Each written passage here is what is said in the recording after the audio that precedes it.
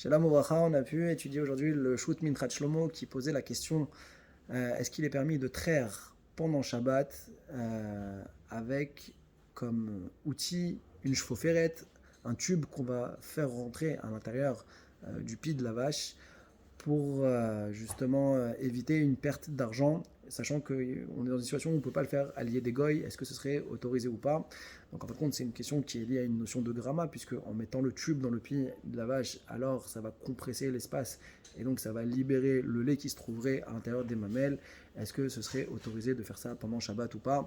Alors pour répondre à cette question, il rapporte les Gemarot qu'on a Baruch Hashem pu étudier déjà, que ce soit la Gemara dans Cholin Tetzayin ou bien la Gemara dans Sanhedrin Ayin Gimel Amud Bet, où là-bas on a appris que la notion de Koach Rishon d'une personne, ça s'appelle comme si c'était lui-même qui avait fait, ça s'appelle un Maaseh Beyadaim, comme si c'était lui-même qui avait fait l'action. On avait parlé du cas de retirer le barrage d'eau et que la personne qui était attachée et qu'elle se noie, ça s'appelle qu'on était chayav dans Retzicha. Et également le cas de Choulin, que si c'est la shrita, elle a été faite par la force de l'homme, alors c'est lui qui a donné l'impulsion, qui a donné la force, alors ça s'appelle aussi que c'est une shrita qui est cachère. Et donc on voudrait dire que la même chose ici aussi, ça s'appelle que c'est lui qui a trait, même s'il l'a fait de façon indirecte. On a vu ensuite le din du Khatam Sofer, qui dans les Ilchot Mikvot et Mechadesh, que le corps rishon d'une personne, alors c'est pas considéré comme étant Tfisat Yedei Adam, c'est pas comme si c'était la personne elle-même qui avait agi par rapport par exemple au fait de creuser pour faire sortir de l'eau du mikvé. Dans les Ilchot Mikvot, le mikvé reste kasher même dans une situation pareille, ça s'appelle pas Tfisat Yedei Adam. Donc en tout cas dans les Ilchot Mikvot de ce Khatam Sofer là, on voit que la notion de quoi Rishon n'est pas tout le temps rattachée à l'homme, puisque on voit que le mikvé reste kasher. Et de là, le Machazé Abraham va vouloir déduire que même pour les Ilchot Shabbat également, le Koach Rishon, ça s'appellerait également qu'un digne de gramma, que d'avoir entraîné, retirer un obstacle pendant Shabbat, c'est qu'un gramma, et ce serait donc moutard, puisque dans le Mishkan, on nous a appris que ce que la Torah vient interdire, c'est la asot, de faire des melachot, et de l'en déduit, asiya asura, gramma moutar, mais ce qui est juste entraîné, ça reste que c'est permis. Et pour preuve, il a le Khatam Sofer dans les Ilchot Mikvot qui ont pu nous être donnés. Au passage, dans son développement, le Machaz Avraham va donner même le cas de quelqu'un qui aurait un jardin avec une véranda au-dessus et que le toit serait en verre et il peut être recouvert, il peut également l'ouvrir. Et qu'en est-il que si maintenant il y a des beaux rayons de soleil pendant Shabbat et qu'il voudrait faire pousser les céréales qui sont dans son jardin, il dit que ce serait autorisé.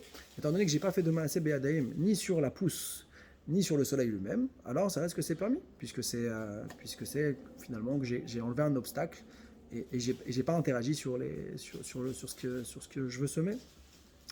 Alors sur ça, le Minchat Shlomo, il objecte sur ce Machaz Avraham et il lui dit mais attends, t'as une Gemara explicite qui t'interdit de faire ce que tu dis. Quelle Gemara? La Gemara dans Kuf Kaf Amud Bet, où on voit que quelqu'un qui aurait un feu derrière la porte, alors c'est interdit de venir ouvrir la porte. Beruach Metsuya, c'est une Xéra, de peur qu'on en vienne à l'ouvrir dans un cas où il y a Ena Metsuya, quand le vent il est extrêmement fort. Alors on pourrait se poser la question, mais même quand le vent est extrêmement fort, pourquoi tout le monde interdirait d'ouvrir? C'est pas toi qui as donné le koach de venir et d'éteindre. Toi, tu as juste enlevé l'obstacle en ouvrant la porte. Et pourtant, tout le monde est d'accord de dire que c'est Asur Minatora. Comment le Machaz Avraham s'arrange avec cette Gemara? Réponse. Il nous dira que effectivement, dans les Melachot de Shabbat, il faut distinguer entre les Melachot elles-mêmes. La Melacha de Havara, d'allumer le feu, comme ici, quand on ouvre la porte ou en soufflant, ça va raviver la flamme. Alors, ça, c'est une Melacha particulière parce que la Torah elle-même, quand elle s'est employée, elle a dit L'oteva wesh bekol mojvotechem, il ne faut pas allumer le feu dans vos maisons. Elle n'a pas été formulée de la même manière que pour les autres Melachot. C'est pour ça que ici, même le djinn de Gramma sera interdit. Et c'est ce que nous révèle cette Gemara-là. Par contre, pour les autres Melachot, comme Zoréaf, semer, alors ça n'a pas été. Ce principe-là ne s'applique pas. Et donc, il y aura quand même il y aura la permission de Gramma. Sur ça, le Minchat Shlomo dit jamais de la vie. C'est un chidouche trop important que personne n'a jamais dit pour pouvoir l'accepter et le valider dans la halacha. Et pour conclure, il ramène que même d'après Rabbeinu Hananael, on voit qu'on est chayav, même dans un din de Gramma où on a retiré l'obstacle, Pourquoi? Parce que c'est justement également une notion de derer. Et donc, pareil, c'est aussi, d'après le Minchad Shlomo, il laissera entendre que ce soit interdit de traire de cette façon avec la shoferet razak ou baour.